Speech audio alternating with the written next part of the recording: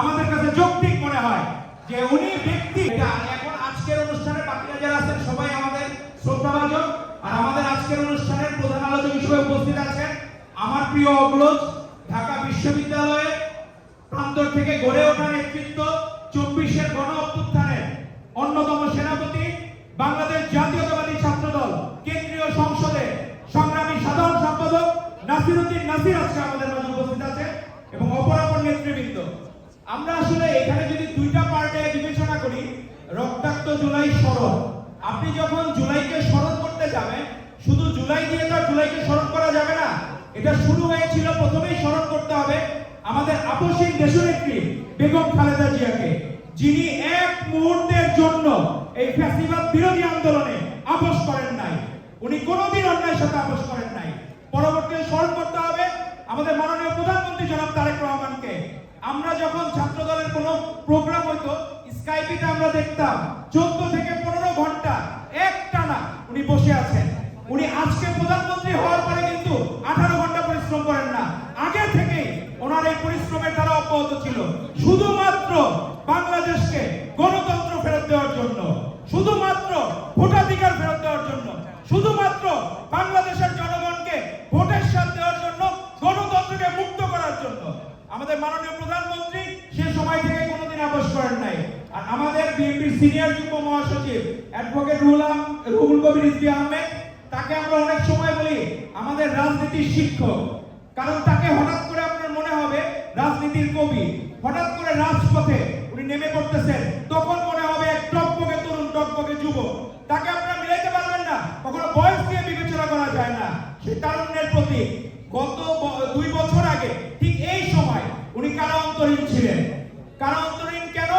19 জুলাই 2024 সাল কালো পতাকা মিছিলের উনি আয়োজন করার জন্য সকাল থেকে সবার সাথে যোগাযোগ করছিলেন, কিন্তু হায়না বাহিনী হাসিনা ঠিকই জানে তার মস্তক নড়িয়ে দেওয়ার মতো নেতা হচ্ছেন রুহুল কবির রিজভী আহমেদ। এজন্য তাকে সে সময় গ্রেফতার করেছেন। আপনি অনেকে বড় বড় অনেকে মানুষের কথা বলবেন, কিন্তু রুহুল কবির রিজভী আহমেদকে যখন গ্রেফতার করা শুরু করে, তখনই কিন্তু এই আওয়ামী লীগের ফ্যাসিবাদের একদম মোহরে ঠিক শেষ সিলমোহরটা রচয়িত হয়েছিল, এবং সে সময় থেকে যে ধারাবাহিকতা অব্যাহত ছিল, তারই কারণে আমরা 5ই আগস্ট এই গণ অভ্যুত্থান পেয়েছি। আমাদের বায়ুমণ্ডলে ট্রপোস্ফিয়ার নামে একটা লেয়ার আছে, সেখানে জলীয় বাষ্প জমা হয়। বৃষ্টি তো শুধুমাত্র আমরা দেখলাম যে হুট করে পড়ে গেল, তা তো না। এখানে জলীয় বাষ্প জমা হয়, সেখানে ধূলিকণাও লাগে সেই জলীয় বাষ্পকে ধরে রাখার জন্য। আর পৃথিবীর যে মাধ্যাকর্ষণ বল, সেটা সেই বৃষ্টি হিসেবে ধাবিত করে। এই সকল আয়োজন, এই ট্রপোস্ফিয়ার লেয়ারে যেমন জলীয় বাষ্প জমা হয়, এই আন্দোলনের এই স্ফুলিঙ্গ সেই সঞ্চিত হয়েছিল পুরো এই 16 বছরের জার্নিতে। 2009 সাল থেকে শুরু হয়েছিল। হঠাৎ করে কোনো গণ অভ্যুত্থান হয় না, প্রত্যেকটা গণ অভ্যুত্থানের দীর্ঘ পটভূমি থাকে। এই 16 বছরে এই পটভূমি রচনা করেছে বাংলাদেশ জাতীয়তাবাদী দল, যার প্রধান সেনাপতি ছিলেন আমাদের মাননীয় প্রধানমন্ত্রী জনাব তারেক রহমান, এবং তার অন্যতম হাতিয়ার ছিলেন আজকের অনুষ্ঠানের প্রধান অতিথি অ্যাডভোকেট রুহুল কবির রিজভী আহমেদ।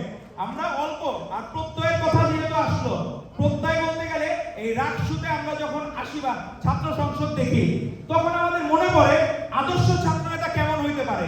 রাকসুর ভিপি ছিলেন সর্বশেষ রুহুল কবির রিজভী আহমেদ। তাকে দেখে আমাদের জাতীয় অধ্যাপক হয়েছে কয়েকদিন আগে ডক্টর মাহবুবুল্লাহ স্যার, উনি বলেছেন এখনো যে রিজভীর মতো এত ভালো ছেলে রাজনীতি করে এরকম আমি দেখি নাই।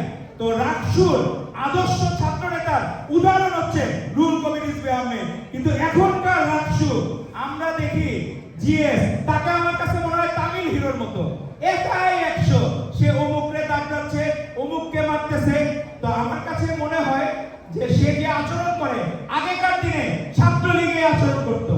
ছাত্রলীগ যে ছাত্র দলকে দেখা গেল যে কোনো জায়গায় খোঁজ পাইছে, তাকে অত্যাচার করতো, নির্যাতন করতো।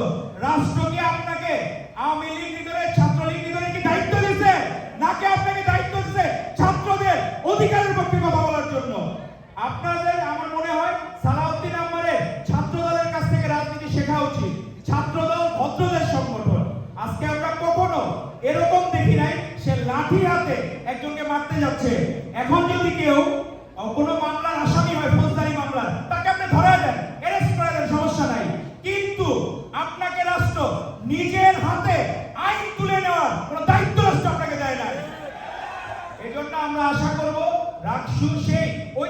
ভাবে রুহুল কবির রিজভী আহমেদের মতো ভিপি যেমন পেয়েছিলেন সেরকম জৌলুস ফিরে আসুক, তাহলে আমাদের 24-এর গণ অভ্যুত্থানের প্রত্যয় ঠিক থাকবে এবং আমরা দৃঢ়ভাবে ঐক্যবদ্ধ থাকতে পারবো। আর বাংলাদেশ জাতীয়তাবাদী ছাত্রদল সব সময় সারা বাংলাদেশের সাধারণ শিক্ষার্থীদের বন্ধু হিসাবে, ভাই হিসাবে, বোন হিসাবে পাশে থাকবে ইনশাআল্লাহ। আপনাদের সকলকে ধন্যবাদ। বাংলাদেশ জিন্দাবাদ, বাংলাদেশ জাতীয়তাবাদী ছাত্র